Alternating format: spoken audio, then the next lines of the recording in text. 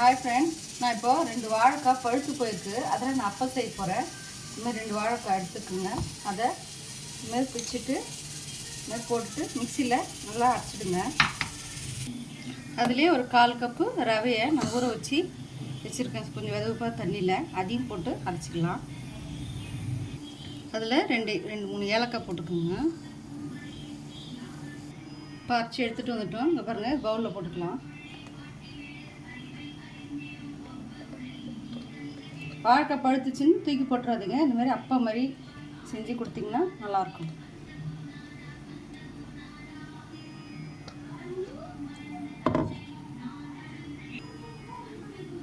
இதில் 1 கப்பு கோதுமை மாவு போட்டுக்கோங்க. ஒரு 1/2 கப்பு மைதா போட்டுக்கோங்க. யூக்கிலாக போட்டுக்கிறதுனால போட்டுக்கலாம். 1 கப். இதில் பிஞ்சு கொஞ்சம் சால்ட்.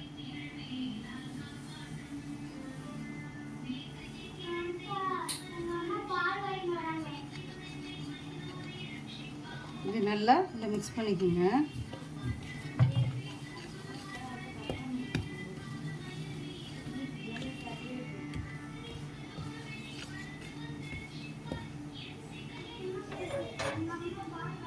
நான் 1 கப்பு வெல்லம் எடுத்து இதுமாரி காய்ச்சி வச்சுருக்கேன்.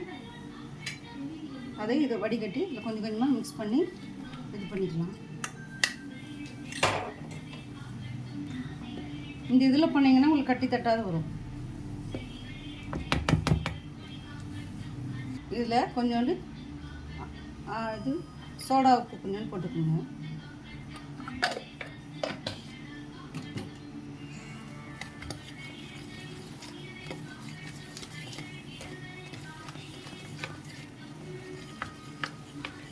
உங்கள்கிட்ட நாட்டு சக்கரை இருந்துச்சுன்னா நீங்கள் அதிலே போட்டுக்கிட்டு மிக்ஸ் பண்ணி அரைச்சிக்கலாம்.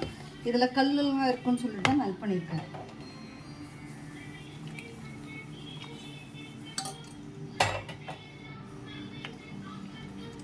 குழிப்பணியார் கல்லுலேயும் போட்டு இது பண்ணலாம், எண்ணெயிலையும் இது பண்ணி பண்ணலாம்.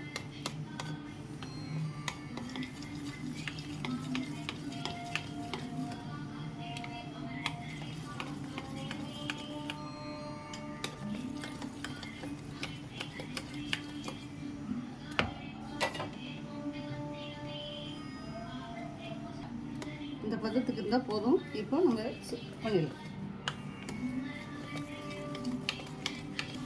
இதில் தேங்காய் துருவல் தான் இப்போ எங்கிட்ட இருக்குது. உங்கள்கிட்ட தேங்காய் இருந்துச்சுன்னா பொடியாக கட் பண்ணி இதில் போட்டுக்கோங்க.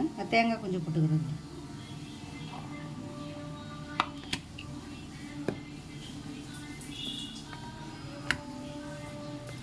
இது நம்ம வாழைக்காய் இதில் தான் பழுத்த வாழைக்காய் செஞ்சோன்றது யாருக்கும் தெரியாது. அந்தளவுக்கு நல்லாயிருக்கும். ட்ரை பண்ணி பாருங்கள்.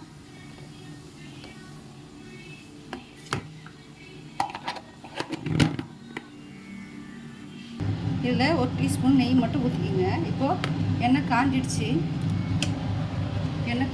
மிதமான தீயில வச்சு இது பண்ணிக்கலாம்.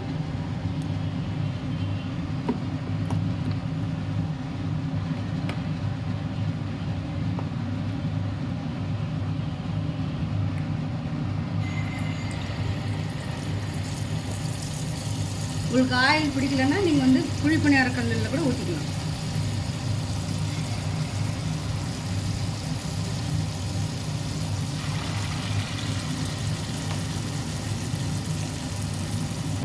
வெந்துச்சான்னு இல்லைன்னு எதனா ஒரு இது வச்சு குத்தி பார்த்தீங்கன்னா வெந்துச்சுன்னு அர்த்தம். அப்போ நீங்கள் எடுத்துடலாம். என்னோட வாழைக்காய் செஞ்சால் அப்பவும் ரெடி.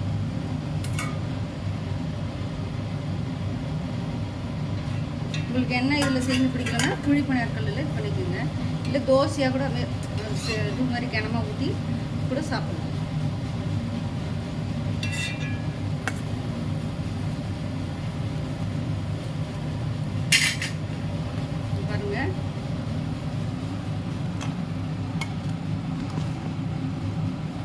அப்பம் ரெடி ஆயிடுச்சு.